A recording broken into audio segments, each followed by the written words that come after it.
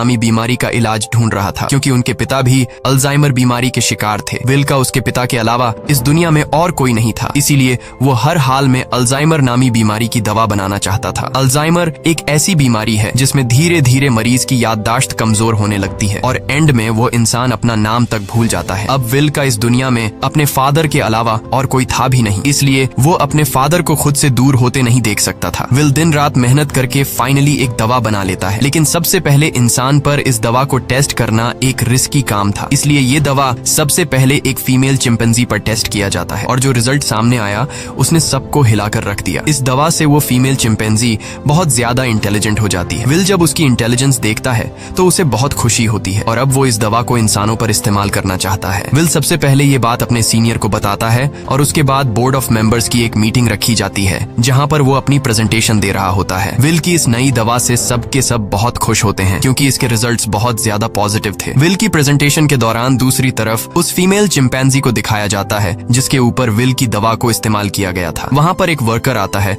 जो उसे वहाँ से दूसरी जगह शिफ्ट करना चाहता है, लेकिन आज उस चिंपैंजी का नेचर थोड़ा अलग था। वो उस जगह से दूसरी जगह शिफ्ट नहीं होना चाहती थी। जब वर्कर जबरदस्ती करता है तो उस चिंपैंजी को बहुत गुस्सा आता है। वो उस वर्कर का हाथ पकड़ लेती है और उसके बाद वहाँ से निकलकर चारों तरफ तोड़फोड़ करना शुरू कर देती है। वो काबू से बाहर हो गई और उस जगह पहुंच जाती है जहाँ पर बोर्ड ऑफ मेंबर्स की मीटिंग चल रही होती है। यहाँ पर विल चाहकर भी उसे कंट्रोल नहीं कर पाता क्योंकि ये चिंपैंजी बहुत ज्यादा गुस्से में होती है, इसलिए इस चिंपैंजी को गोली मारनी पड़ती है जिससे उस चिंपैंजी की मौके पर ही मौत हो गई। इस हादसे के बाद बोर्ड के मेंबर्स ने ये माना कि विल की दवा की वजह से ये चिंपैंजी एग्रेसिव हो गई थी और अब चिंपैंजी की मौत के साथ साथ विल का ये पूरा का पूरा एक्सपेरिमेंट भी पूरी तरह से खत्म हो गया है। बोर्ड के मेंबर्स ने लैब में रखे सारे चिंपैंजी को मारने का हुक्म दिया क्योंकि उन पर भी विल की बनाई हुई दवा का इस्तेमाल किया गया था। हालांकि विल अपने बॉस को कन्विंस करने की कोशिश करता है कि मेरी दवा में कोई प्रॉब्लम नहीं है, लेकिन उसका बॉस साफ साफ मना कर देता है। वो कहता है कि अगर तुम्हारी दवा में प्रॉब्लम नहीं होती तो वो चिंपैंजी इतना ज्यादा अग्रेसिव नहीं होती। विल की 5 सालों की एक्सपेरिमेंट अब जाया हो गई थी। वो अंदर लैब की तरफ जाता है, तभी उसके पास लैब का केयर टेकर आता है और उसे बताता है कि आपकी दवा में कोई भी प्रॉब्लम नहीं है। दरअसल चिंपैंजी आपकी दवा की वजह से अग्रेसिव नहीं हुई थी, बल्कि उसने उसी वक्त एक बच्चे को जन्म दिया था जिस वजह से वो गुस्से में आ गई थी क्योंकि उसे वहाँ से शिफ्ट किया जा रहा था। और अब विल को पूरी बात समझ में आ जाती है। वो वर्कर उसे कहता है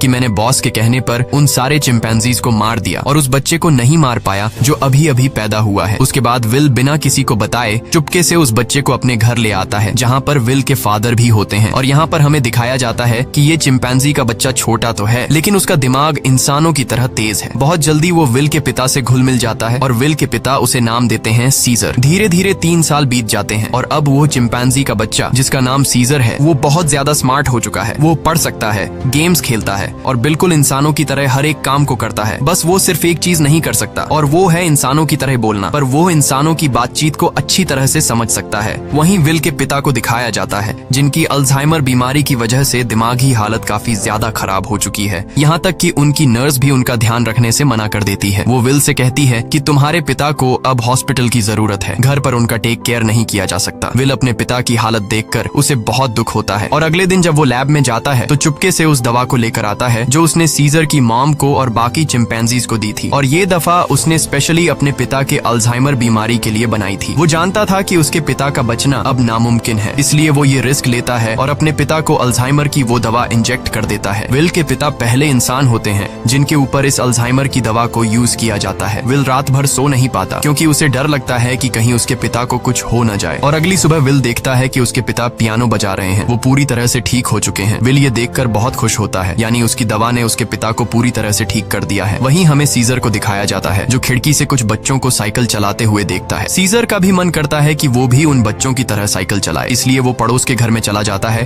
पर इस घर का मालिक बहुत ही खड़ूस इंसान था। वो सीजर को देख लेता है। अब वो सीजर को मारने के लिए बेसबॉल का बैट उठाकर उस पर हमला कर देता है, लेकिन उससे पहले कि वो उसे बुरी तरह से मारता, यहाँ पर विल और उसके पिता सीजर को बचा लेते हैं। विल पड़ोसी को समझाने की कोशिश करता है कि ये सिर्फ खेलने की कोशिश कर रहा था, इससे तुम्हें कोई खतरा नहीं है। पड़ोसी कहता है कि ये मेरे बच्चों को नुकसान पहुंचा सकता है और अगर ये बंदर का बच्चा दोबारा यहाँ पर आया तो मैं इसे मार दूंगा। यहाँ पर सीजर के पैर पर चोट लग गई होती है, इसलिए विल उसे डॉक्टर कैरोलिन के पास ले जाता है और जब कैरोलिन उसका इलाज करती है तो उसे पता चलता है कि ये बहुत ज्यादा इंटेलिजेंट है क्योंकि सीजर विल से इशारों में बात कर रहा होता है। जल्द ही विल और डॉक्टर कैरोलिन की आपस में दोस्ती हो जाती है। कैरोलिन को सीजर बहुत पसंद आ जाता है, इसलिए वो विल के घर आना शुरू कर देती है, जहाँ उसे पता चलता है कि सीजर हमेशा घर पर रहता है, उसे बाहर नहीं ले जाया जाता, इसीलिए सीजर हमेशा खिड़की से बाहर देखता रहता है। कैरोलिन विल से कहती है कि हमें उसे बाहर ले जाना चाहिए। विल को ये आइडिया पसंद आया और अगले दिन विल और कैरोलिन सीजर को पास के एक जंगल में ले गए, जिसका नाम रेडवुड है। वह खूबसूरत जंगल सीजर के लिए किसी जन्नत से कम नहीं था। सीजर को ये जगह बहुत पसंद आई और इसी तरह से 2 साल और बीत जाते हैं। अब विल और कैरोलिन एक दूसरे के साथ रिलेशनशिप में आ चुके हैं। सीजर भी अब बड़ा हो चुका है और ये लोग हमेशा उस जंगल में आते। एक दिन जब ये लोग रेडवुड जंगल में होते हैं तो वहाँ एक फैमिली आती है जिनके पास एक डॉग होता है जिसके गले में पट्टा बांधा गया होता है। वह डॉग सीजर पर भौंकने लग जाता है, जिसे देखकर सीजर बहुत ज्यादा मायूस हो जाता है। सीजर इसलिए मायूस नहीं होता कि डॉग ने उस पर भौंका, बल्कि वो डॉग के गले में पट्टा देख लेता है और पट्टा तो उसके गले में भी विल ने बांधा था। वो विल से इशारे में पूछता है, क्या मैं तुम्हारा कोई पालतू जानवर हूँ? जिस पर विल जवाब देता है, नहीं, तुम पालतू नहीं हो, तुम मेरे बेटे हो। पर सीजर अब समझदार हो चुका था। वो अपने बारे में जानना चाहता था कि वो कौन है और कहाँ से आया है, इसलिए विल सीजर को अपनी लैब के बाहर ले जाता है और बताता है कि तुम्हारी मॉम यहाँ पर थी, हमने उसके ऊपर एक दवा का इस्तेमाल किया था और उसी दवा की वजह से आज तुम इतने ज्यादा इंटेलिजेंट हो। अब सीजर को अपने बारे में सब कुछ पता चल चुका है। इसके बाद ये लोग घर आते हैं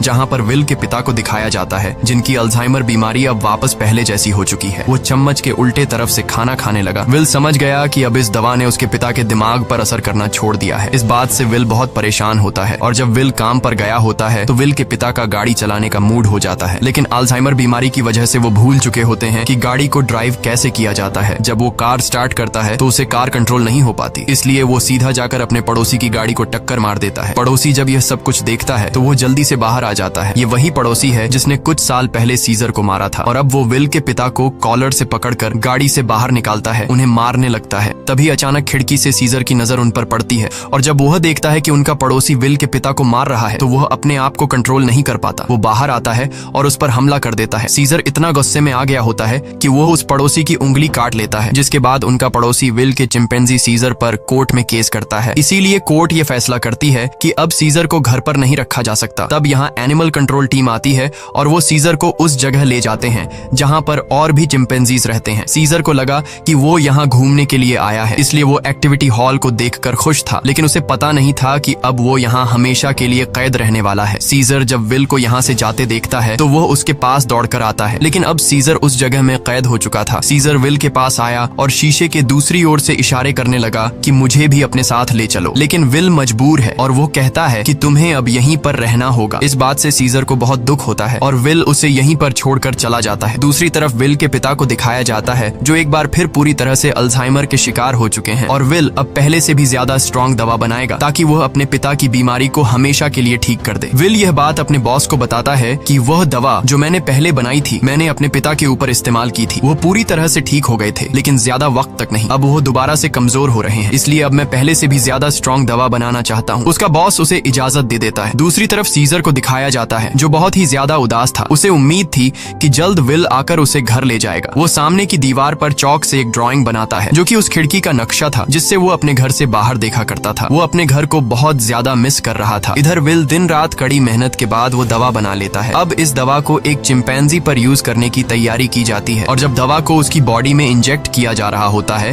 तभी प्रेशर की वजह से एक पाइप निकल जाता है। वहाँ पर उनका एक वर्कर होता है जिसका नाम फ्रैंकलिन है। दवा की कुछ गैस उसकी नाक के अंदर चली जाती है क्योंकि उसने मास्क नहीं पहना होता। हालांकि उस वक्त उस पर गैस का कोई असर नहीं पड़ता और यह लोग उस चिंपैंजी के बॉडी में दवा इंजेक्ट कर लेते हैं, जिसके बाद वो चिंपैंजी बहुत ज्यादा इंटेलिजेंट हो जाता है, यानी कि उनकी यह दवा भी कामयाब हो गई। इसके बाद विल और कैरोलिन सीजर से मिलने जाते हैं, जिसे बहुत ही छोटे पिंजरे के अंदर कैद किया गया होता है। यहाँ पर सीजर के हाथ में चोट भी लगी होती है, जिससे विल को बहुत गुस्सा आता है और वहाँ के गार्ड्स को धमकी देता है कि अगर तुमने इसके साथ कोई भी गलत सलूक किया तो मैं तुम्हारे इस जगह को बंद करवा दूंगा। विल के आने से सीजर बहुत खुश था क्योंकि वो समझ रहा था कि विल आज उसे घर वापस ले जाएगा, लेकिन विल उसे कहता है कि जब तक कोर्ट मुझे इजाजत नहीं देती मैं तुम्हें घर वापस नहीं ले जा सकता। जिसके बाद विल यहाँ से चला जाता है और सीजर बहुत ज्यादा उदास हो जाता है। उसे घर की बहुत याद आती है। यहाँ उसे गंदा खाना और जेल का स्टाफ उसके साथ बहुत बुरा सलूक करते हैं। जब विल अपने घर जाता है तो देखता है कि उसके पिता की हालत बहुत ज्यादा खराब है। वो उन्हें दवा देना चाहता जाता है, पर विल के पिता मना कर देते हैं। वो कहते हैं कि अब मेरा वक्त आ चुका है, और उसके बाद विल के पिता की डेथ हो जाती है। विल अपने पिता की डेथ से पूरी तरह से टूट जाता है और अब सीजर के अलावा उसका कोई भी नहीं है। वो उसे अपना बेटा मानता है, इसलिए वो बहुत सारे पैसे लेकर उस जगह जाता है जहाँ पर सीजर को कैद किया गया है। वहाँ का जो हेड होता है, विल उसे बहुत सारे पैसे देता है और कहता है कि मैं सीजर को अपने साथ ले जाना चाहता हूँ। उस जगह का हेड इतने सारे पैसे देखकर विल की बात मान जाता है। विल सीजर के पास आया और उसे अपने साथ चलने को कहा, लेकिन सीजर दरवाजा बंद कर देता है क्योंकि अब वो विल के साथ नहीं जाना चाहता। हालांकि सीजर को विल से बिछड़ने का दुख तो था, लेकिन अब वो किसी का पालतू बनकर जिंदगी नहीं गुजारना चाहता था। वो अपने साथ साथ उस जगह में बंद बाकी चिंपैंजीज को भी आजाद देखना चाहता था, जिसके बाद विल को लौटना पड़ता है। रात को उस जगह काम करने वाले एक लड़के के कुछ दोस्त यहाँ पर चिंपैंजीज को देखने के लिए आते हैं, और जब इनमें से एक लड़का सीजर के पास आता है तो सीजर उसे पकड़कर अपनी तरफ खींचता है और उसकी जेब से चाकू निकाल लेता है। उस चाकू से सीजर रात को अपने सेल का गेट खोल लेता है। उसके बाद वो सेल से निकलकर चुपके से छत के रास्ते से होते हुए सीधा विल के घर पहुंच जाता है, जहां पर उसे वो नई दवा मिल जाती है जो विल ने अल्जाइमर के नए पेशेंट्स के लिए बनाई थी। और अब इस दवा को लेकर वापस वो उसी जगह आ जाता है जहां पर बाकी चिंपैंजीज को कैद किया गया है, और वहां पर उस दवा को खोल देता है जिससे सारी की सारी गैस चिंपैंजीज इनहेल कर लेते हैं, जिसके बाद सबके सब चिंपैंजीज सीजर की तरह इंटेलिजेंट हो जाते हैं। उनके अंदर सोचने समझने की शक्ति आ जाती है, और सीजर का पहला मिशन भी यही था कि सब चिंपैंजीज मेरी तरह इंटेलिजेंट हो जाएं, तभी हम सब इस जगह से भाग पाएंगे। और वो ऐसा करने में कामयाब हो गया। लेकिन दूसरी तरफ फ्रैंकलिन, जिसका गलती से वो गैस नाक के जरिए अंदर चली गई थी, उसकी डेथ हो जाती है। इसका मतलब ये है कि यह दवा सिर्फ चिंपैंजीज पर असर करती है और इंसानों को यह दवा मार देती है। वहीं सीजर को दिखाया जाता है जो अब बाकी चिंपैंजीज के साथ उस जगह से भागना चाहता है, लेकिन तभी वहां का एक वर्कर जो सब चिंपैंजीज को बहुत टॉर्चर किया करता था वो आ जाता है, और जब वो अपनी करंट वाली स्टिक से उन्हें करंट लगाने की कोशिश करता है तो सीजर उसका हाथ पकड़ लेता है। वो कहता है कि अपने गंदे हाथ मुझसे दूर रखो, और यहाँ पर पहली बार सीजर बोलता है नो। इसके बाद सीजर उसे पंच मारकर वहीं पर गिरा देता है और बाकी सब चिंपैंजीज को आजाद कर देता है। वो वर्कर उठकर एक बार फिर से अपनी इलेक्ट्रिक स्टिक लेकर उनकी तरफ बढ़ता है, लेकिन सीजर उस पर प्रेशर से पानी खोल देता है, जिससे उसे करंट लगने से उसकी मौत हो जाती है। इसके बाद सीजर सब चिंपैंजीज को लेकर पास के एक जू में पहुंच जाता है। वो वहां के सभी चिंपैंजीज को आजाद करके अपनी टीम में शामिल कर लेता है, और अब ये सब के सब विल की लैब में पहुंच जाते हैं। वहां पर भी बहुत सारे चिंपैंजीज होते हैं, ये उन्हें भी आजाद कर देते हैं, और अब इन सब की एक टीम बन चुकी है। वहीं विल, जिसे सीजर की बहुत ज्यादा याद आती है, वह उस जगह कॉल करता है जहां पर सीजर को कैद कर रखा गया था, पर उसका कॉल कोई रिसीव नहीं करता, इसलिए वह जल्दी से कैरोलिन के साथ वहां पर पहुंच जाता है। वो देखते हैं कि यहाँ पर तो एक भी चिंपैंजी मौजूद नहीं। तभी उन्हें एक जख्मी वर्कर दिखाई देता है। विल उससे पूछता है कि यहाँ पर क्या हुआ। वह बताता है कि तुम्हारा सीजर सबको अपने साथ ले गया, और वह पहली बार बोला भी था। ये सुनकर विल बहुत ज्यादा परेशान हो जाता है, और अब वह समझ जाता है कि सीजर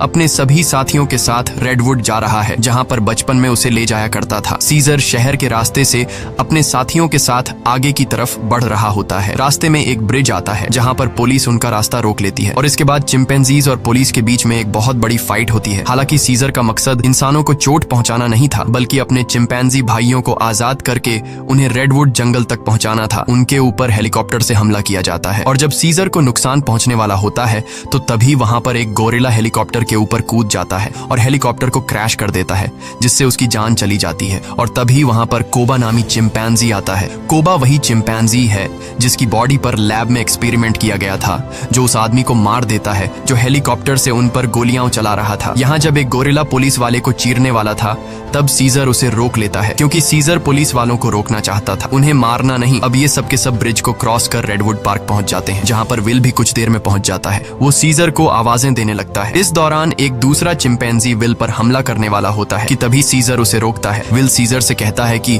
तुम मेरे साथ घर चलो, नाराजगी छोड़ दो, नहीं तो पुलिस तुम सबको मार देगी। सीजर विल को अपने गले लगाता है और उसके कान में कहता है कि अब यही मेरा घर है, और विल समझ जाता है कि सीजर को उसकी दुनिया मिल चुकी है, वह उसके साथ लौट कर नहीं आएगा। विल सीजर से कहता है ठीक है, ये तुम्हारी जिंदगी है, जी लो इसे। जिसके बाद विल सीजर को यहीं छोड़कर चला जाता है। अब सीजर और उसके साथियों की यह एक नई दुनिया है, और सीजर इन सब का लीडर है। वहीं हमें विल के पड़ोसी को दिखाया जाता है जिसकी उंगली सीजर ने काटी थी, और अचानक उसकी नाक से खून निकलने लगता है। दरअसल फ्रैंकलिन, जो विल का कोलीग था जिसने एक्सपेरिमेंट के दौरान गैस इनहेल कर ली थी, वो ये सब कुछ बताने के लिए विल के घर आया था, लेकिन विल घर पर न होने की वजह से फ्रैंकलिन उसके पड़ोसी के पास गया। अचानक उसे खांसी आई, जिससे खून के छींटे उसके ऊपर गिर गए, और अब ये भी उस वायरस से इन्फेक्टेड है। दरअसल ये एक पायलट होता है जो कि इंटरनेशनल फ्लाइट्स उड़ाता है। इसका मतलब ये वायरस पूरी दुनिया दुनिया में फैला देगा, जिससे पूरी दुनिया बदल जाएगी। और होता भी ऐसा ही है। इस मूवी का सेकंड पार्ट 2014 में आया था, जिसमें दिखाया जाता है कि वायरस को फैले हुए आज 10 साल हो चुके हैं और दुनिया से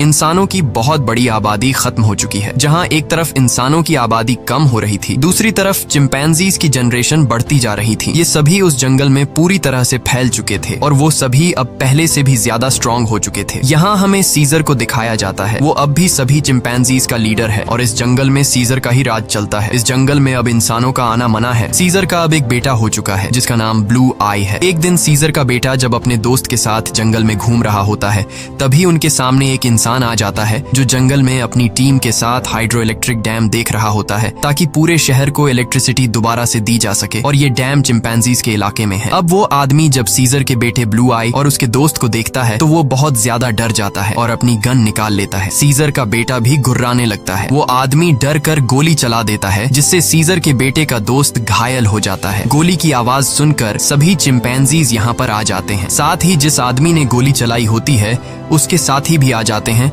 जो यहाँ पर डैम ढूंढ रहे होते हैं। चिंपैंजीज उन्हें मारना चाहते हैं। वो सब उन लोगों पर बहुत ज्यादा गुस्सा होते हैं। तभी इंसानों के ग्रुप का लीडर आगे आता है जिसका नाम मैल्कम है। वो सीजर से बात करता है। वो उसे बताता है कि हम यहाँ पर किसी को नुकसान पहुंचाने के लिए नहीं आए, हम तो बस यहाँ सिर्फ शहर की बिजली ठीक करने के लिए डैम ढूंढ रहे हैं। सीजर उससे कहता है चलो ठीक है, इस बार तुम आ गए लेकिन दोबारा यहाँ पर मत आना, तुम सब यहाँ से चले जाओ। अब वो सब के सब यहाँ से चले जाते हैं और इन्हीं चिंपैंजीज में जो कोबा होता है जिसके ऊपर कभी इंसानों ने एक्सपेरिमेंट्स किए थे, जो इंसानों से बहुत ज्यादा नफरत करता है, वो सभी चिंपैंजीज से कहता है कि इंसान दोबारा से हमारे इलाके में आ गए हैं, वो हमें फिर से नुकसान पहुंचाएंगे, इसलिए इंसानों को हमें अपनी ताकत दिखानी होगी। और सीजर भी अब उसकी बातों में आ जाता है और ये सब तय करते हैं कि ये इंसानों की बस्ती में जाएंगे।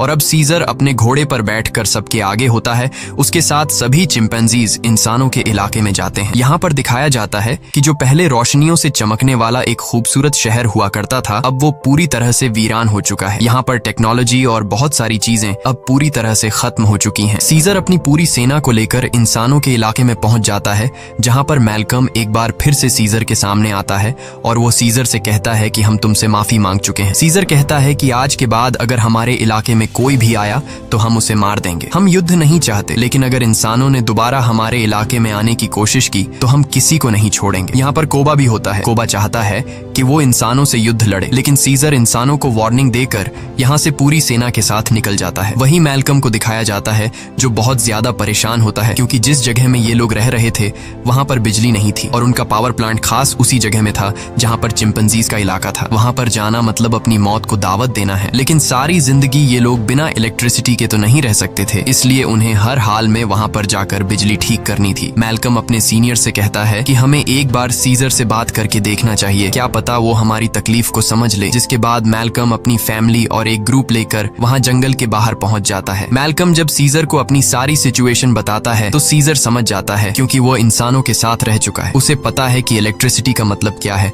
और इंसानों के लिए वो कितनी जरूरी है। सीजर कहता है ठीक है, तुम लोग अंदर आ सकते हो, मगर एक शर्त पर, तुम्हें सारे हथियार हमारे हवाले करने होंगे। मैल्कम मान जाता है और अब अपनी टीम के साथ वो उस जगह पहुंच जाता है जहां पर पावर प्लांट है और इसके बाद ये लोग वहां पर काम करना शुरू कर देते हैं। मैल्कम की वाइफ और उसका बेटा चिंपैंजीज के बच्चों से बहुत जल्दी घुल मिल जाते हैं और जब ये लोग पावर प्लांट पर काम कर रहे होते हैं तभी एक चिंपैंजी को वहां पर छुपी हुई एक गन मिलती है और वो गन सीधा वो लेकर जाता है सीजर के पास। और जब सीजर को पता चलता है कि इंसान अपने साथ छुपाकर यहाँ पर गन लाए हैं तो उसका गुस्सा एक बार फिर से भड़क जाता है और वो मैल्कम और उसके साथियों से कहता है तुम जंगल छोड़कर चले जाओ। लेकिन तभी सीजर को पता चलता है कि उसकी पत्नी जो बहुत लंबे समय से बीमार थी, मैल्कम की पत्नी ने उसे दवा दी थी जिससे अब वो पूरी तरह से ठीक हो गई। ये देखकर सीजर इंसानों को एक और मौका देता है। वो कहता है तुम्हारे पास एक दिन और है, तुम इस पूरे पावर प्लांट को ठीक कर सकते हो और इसके बाद यहाँ से चले जाना। दरअसल मैल्कम का एक साथी जो कभी एक पुलिस ऑफिसर हुआ करता था, उसे चिंपैंजीज पर बिल्कुल भरोसा नहीं है। वो उनसे नफरत करता है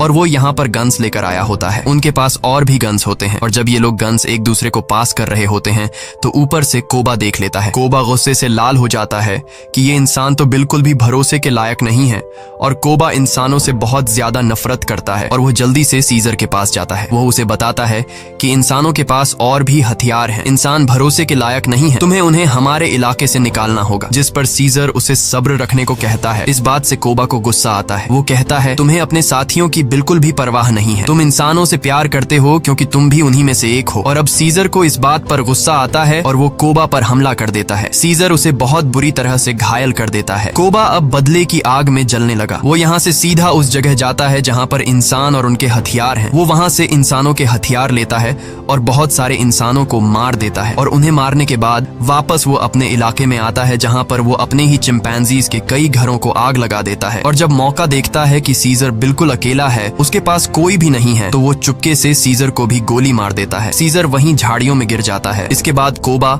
अब सभी चिंपैंजीज के पास जाता है और कहता है, इंसानों ने हमारे घर जला दिए और हमारे लीडर सीजर को भी मार दिया। वो हम पर हमला कर रहे हैं, हमें उन्हें सबक सिखाना होगा। कोबा इंसानों के खिलाफ युद्ध का ऐलान कर देता है। साथ ही वो यह भी ऐलान करता है कि अब मैं तुम सब का लीडर हूँ। इसे सब लीडर मान लेते हैं और इंसानों से युद्ध लड़ने के लिए तैयार हो जाते हैं। दूसरी तरफ इंसानों को दिखाया जाता है जहाँ उनके घरों में अब लाइट आ चुकी होती है क्योंकि पावर प्लांट ठीक हो चुका है। वो सब एक साथ मिलकर एंजॉय कर रहे होते हैं। वहीं कोबा अपनी पूरी सेना के साथ उस जगह पहुंच जाता है जहां पर इंसानों के हथियार हैं। सबसे पहले ये चिंपैंजीज इंसानों के हथियार को लूटते हैं और इसके बाद उन्हीं हथियारों से इंसानों के ऊपर हमला कर देते हैं। कई इंसानों को मार दिया जाता है। यहाँ पर वो छोटा चिंपैंजी भी होता है जिसे जंगल में एक इंसान ने गोली मारी थी और अब कोबा उसे हथियार देता है और कहता है, तुम्हें इंसानों को मारना होगा। पर वह मना कर देता है क्योंकि सीजर ने उसे सिखाया था कि कभी भी किसी भी इंसान पर बिना वजह हमला मत करना। और जब वो बच्चा कोबा का ऑर्डर नहीं मानता तो कोबा उसे मार देता है। साथ ही जो चिंपैंजीज उसका हुक्म नहीं मानते वो उन्हें कैद कर लेता है। वही जंगल में मैल्कम और उसकी वाइफ शहर की तरफ आ रहे होते हैं। तभी वहाँ पर उन्हें सीजर दिखता है जो बहुत बुरी तरह से घायल होता है। वो सीजर को अपनी गाड़ी में बैठाकर